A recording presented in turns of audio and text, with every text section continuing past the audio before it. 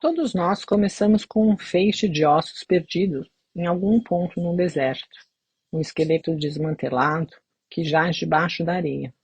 É nossa responsabilidade recuperar suas partes. Trata-se de um processo laborioso que é mais bem executado quando as sombras estão exatamente numa certa posição, porque exige muita atenção. La Loba indica o que devemos procurar, a indestrutível força da vida, os ossos.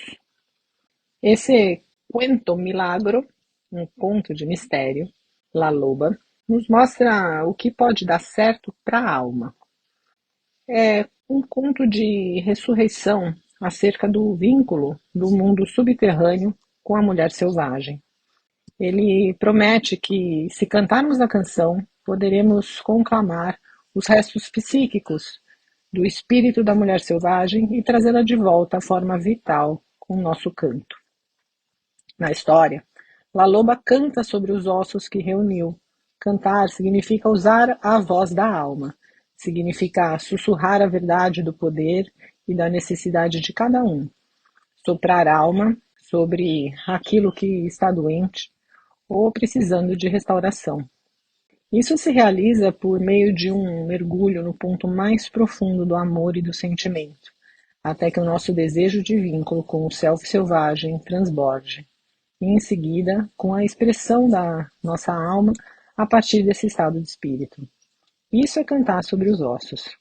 Não podemos cometer o erro de tentar extrair esse imenso sofrimento de amor de algum ser amado, pois essa função feminina de descobrir e cantar o hino da criação é um trabalho solitário, um trabalho realizado no deserto da psique.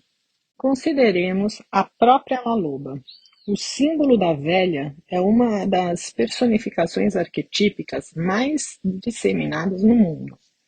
Outros são os da grande mãe e pai, da criação divina, do trickster, do feiticeiro, da feiticeira, da virgem e do jovem, da guerreira heroína e do bobo, da boba.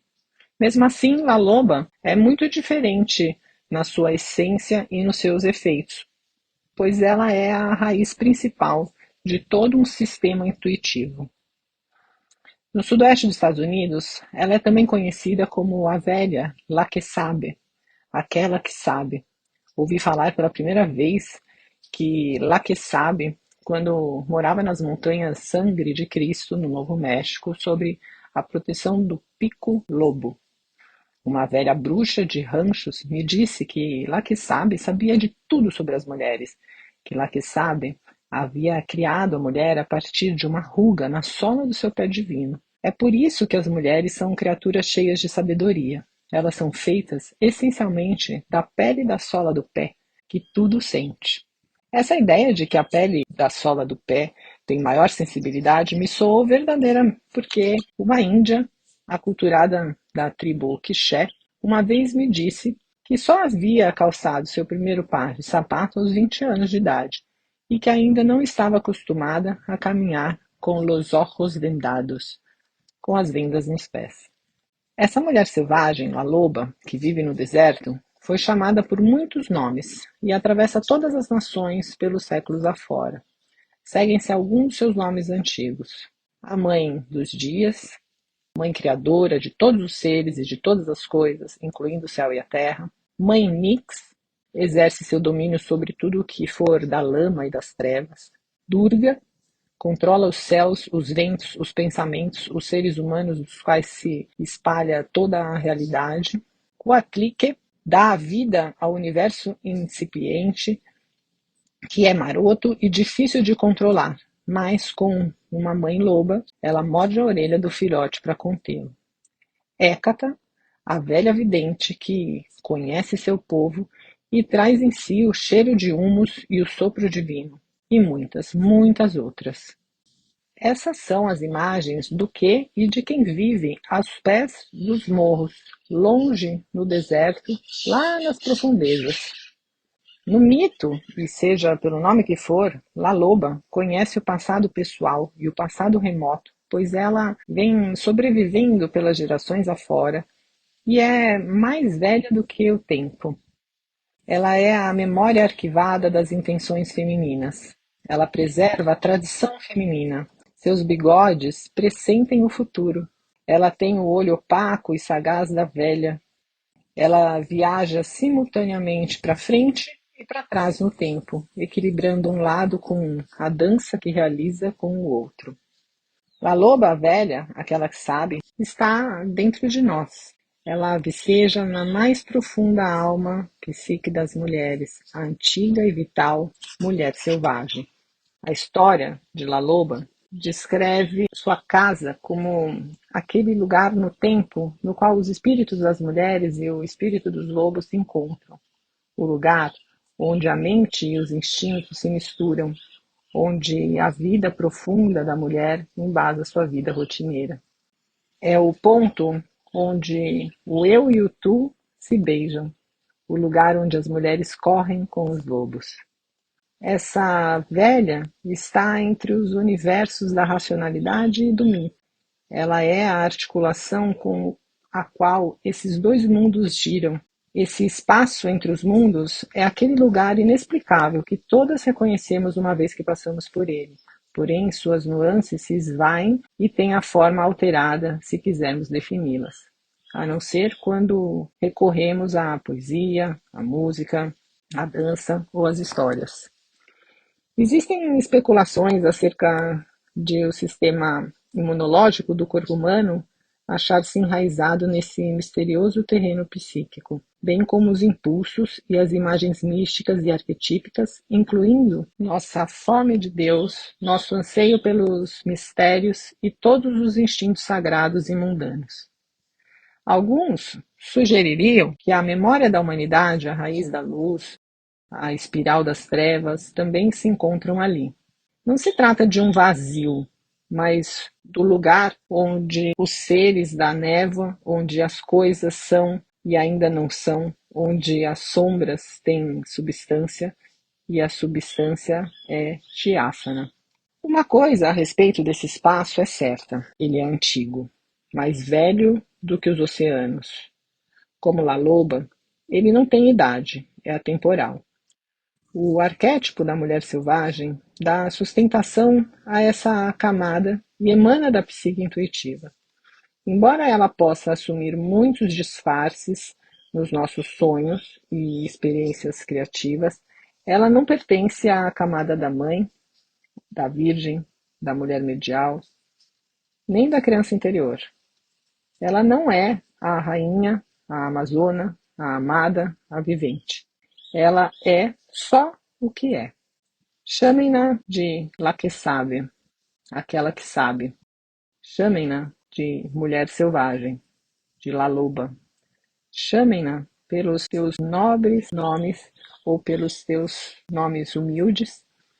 Chamem-na pelos seus nomes mais novos ou mais antigos. Ela continua sendo apenas o que é. A mulher selvagem, como arquétipo, é uma força inimitável e inefável que traz para a humanidade um abundante repertório de ideias, imagens e particularidades. O arquétipo existe por toda parte e, no entanto, não é visível no sentido comum da palavra. O que pode ser visto dele no escuro não é visível à luz do dia. Encontramos comprovações residuais dos arquétipos nas imagens e símbolos presentes nas histórias, na literatura, na poesia, na pintura e na religião.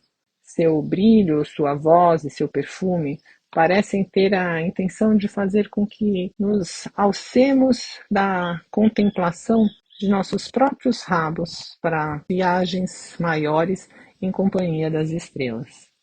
No espaço de La Loba, como diz o poeta Tony Moffett, o corpo físico é um animal luminoso, é o seu sistema imunológico que parece ser fortalecido e debilitado pelo pensamento consciente.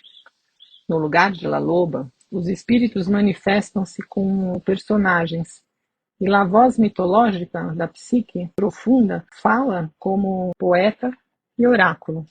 Tudo o que tiver valor psíquico, mesmo depois de morto, pode ser ressuscitado. Da mesma forma, o material básico de todas as histórias existentes no mundo até hoje teve início com a experiência de alguém aqui nesse inexplicável terreno psíquico e com a tentativa de relatar o que lhe ocorreu ali. Existem vários nomes para esse espaço entre os mundos. Jung chamou tanto de inconsciente coletivo e psique objetiva, quanto de inconsciente psicoide, referindo-se a uma camada mais indescritível do primeiro. Ele considerava esse último um lugar em que os universos biológicos e psicológicos compartilhavam as mesmas nascentes, em que a biologia e a psicologia talvez se pudessem fundir, influenciando-se mutuamente. Desde a memória humana mais remota, esse lugar, quer o chamemos de Nod, de lar dos seres da névoa, de fissura entre os mundos, é o lugar onde ocorrem aparições, milagres, imaginação, inspiração e curas de todas as naturezas. Embora esse local transmita imensa riqueza psíquica, ele não deve ser abordado sem antes alguma preparação, pois é grande a tentação de nos afundarmos alegremente no prazer de nossa estada ali. A realidade consensual pode, em comparação, parecer menos interessante. Nesse sentido, essas camadas mais profundas da psique podem se transformar numa armadilha de êxtase, da qual as pessoas voltam sem equilíbrio, com ideias duvidosas e pressentimentos impalpáveis. Não é assim que se deve ser. A pessoa que volta deve estar completamente purificada e ter sido mergulhada numa água revitalizante e inspiradora. Algo que deixe na nossa pele o perfume do que é sagrado. Cada mulher tem acesso potencial ao rio Abarro, esse rio por baixo do rio. Ela chega até ele através da meditação profunda, da dança, da arte, de escrever, de pintar, de rezar, de cantar, de tamborilar, da imaginação ativa ou de qualquer atividade que exija uma intensa alteração da consciência. Uma mulher chega a esse mundo entre os mundos através de anseios e da busca de algo que ela vê apenas com o cantinho dos olhos. Ela chega lá com artes profundamente criativas através da solidão intencional e da prática de qualquer uma das artes. E mesmo com essas práticas bem executadas, grande parte do que ocorre nesse mundo inefável permanece para sempre um mistério para nós, por desrespeitar as leis físicas racionais como as conhecemos. O cuidado com que se deve penetrar esse estado psíquico está registrado numa história curta, porém eloquente, acerca de 4 rabinos que ansiavam por ver a sagrada roda de Ezequiel.